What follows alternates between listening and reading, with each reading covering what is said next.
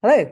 So this is an episode for Plymouth Culture where I'm joined with Drew McOnie. This morning I've got Drew McOnie talking about really the lessons learned and taken forward in a positive way post-lockdown and living with the new now. So Drew, do you mind doing a little introduction to yourself?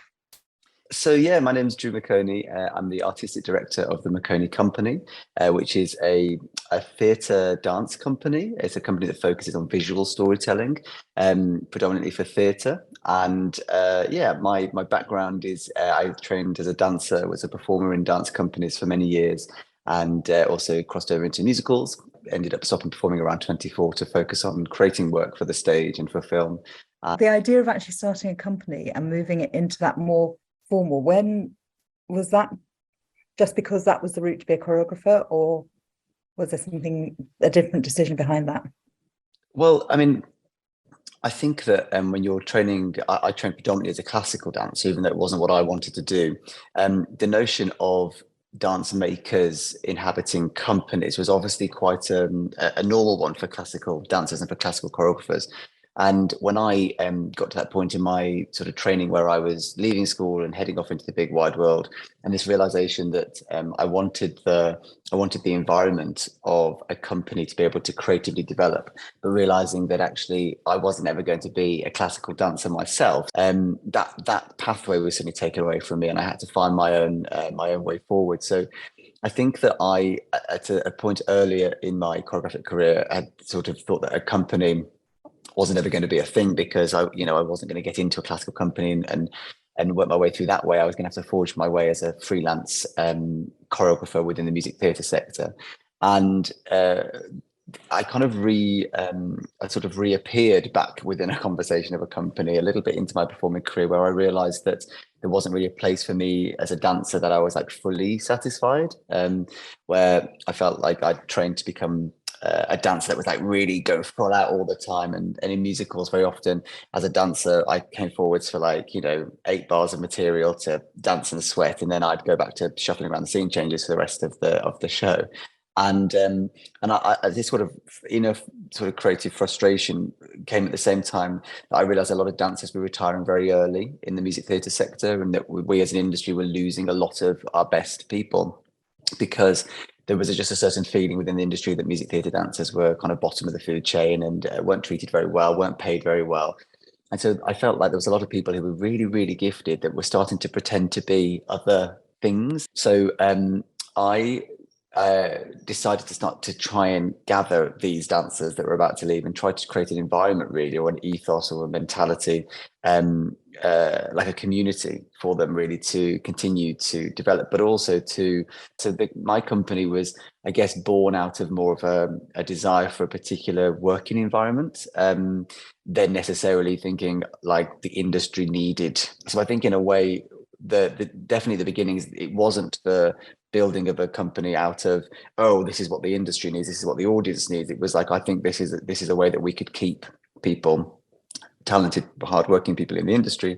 And then what I gathered a group of dancers together. We made a piece for this thing called Resolution, where a lot of young choreographers get launched from, which is at the place.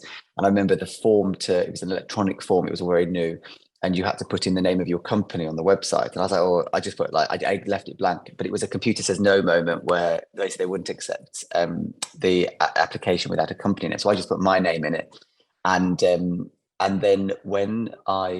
didn't intend to sort of make a formal company. And then once we launched our first piece, it was amazing, the response, not only to the piece, which I was very grateful for, but from the industry. So many dancers reached out and just said, I can't believe you're doing this. You're making a dance company. You're making a theatre dance company for theatre dancers. And it made me realize there was actually a bigger need than I thought. And over the years, I've had to learn how to make that company survive. So really the company is sort of coming up to its sort of 14th year, and it's been a kind of growing journey.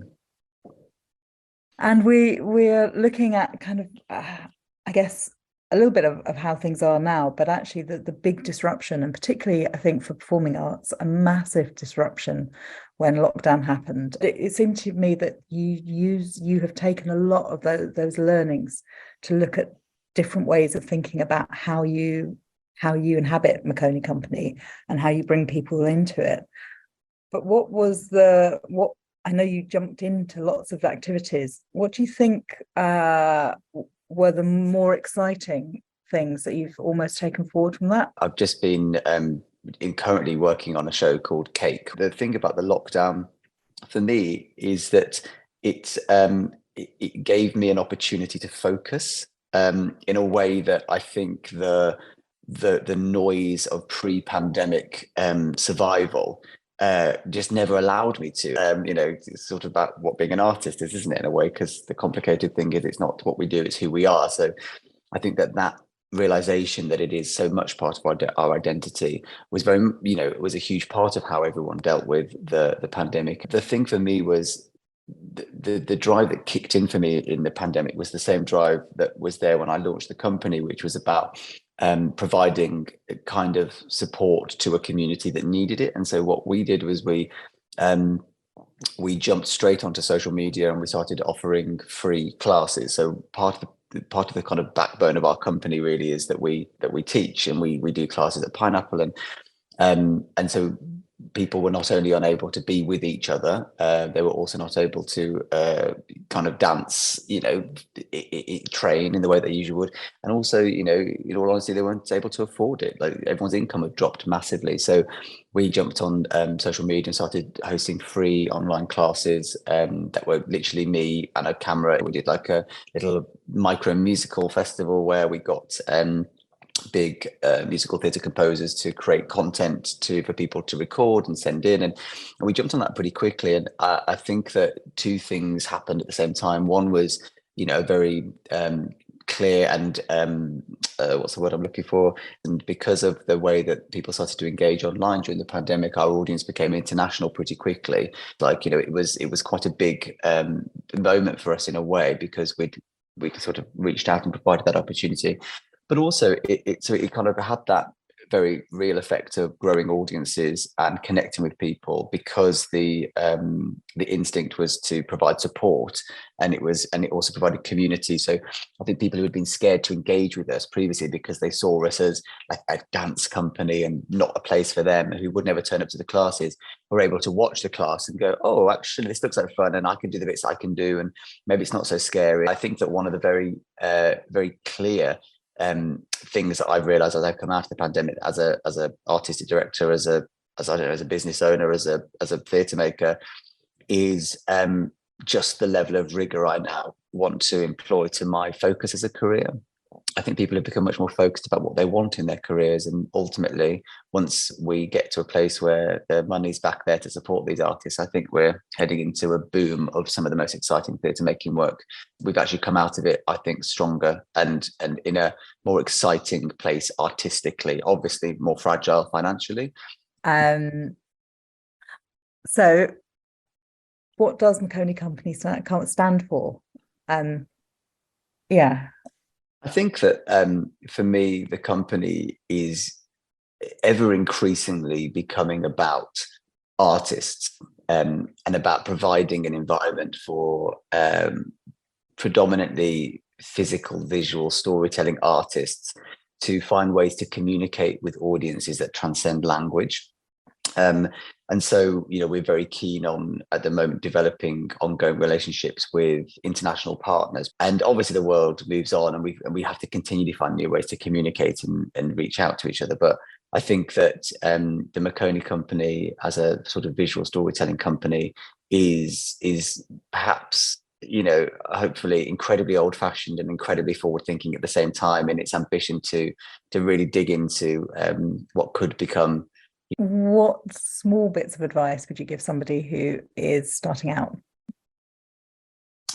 Well, I think it's like anybody starting out. You're obviously thinking about creating something, whether that's a company or a show or a book club. Like, you've got an idea to start something, and there's a reason you want it. If you can really find out why you want it, that'll give you access into why other people might want it, and that might lead actually to a different way of delivering it than you perhaps thought, allowing your sort of ego and anxiety and worries to be quiet enough to just hear the inspiration. Because Instinct, intuition, and inspiration are within everybody. They're just sometimes the quietest voices, and so you just have to make sure everything else is nice and quiet around it so that you can listen to it.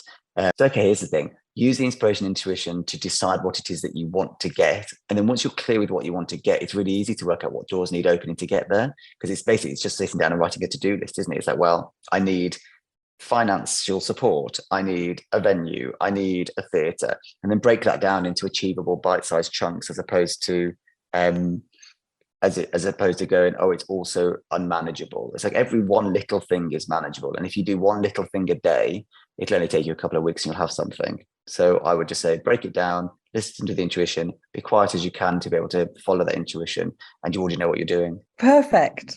I'm gonna let you get on with your company. Thanks so much, Drew, for being part of this conversation. Really appreciate it.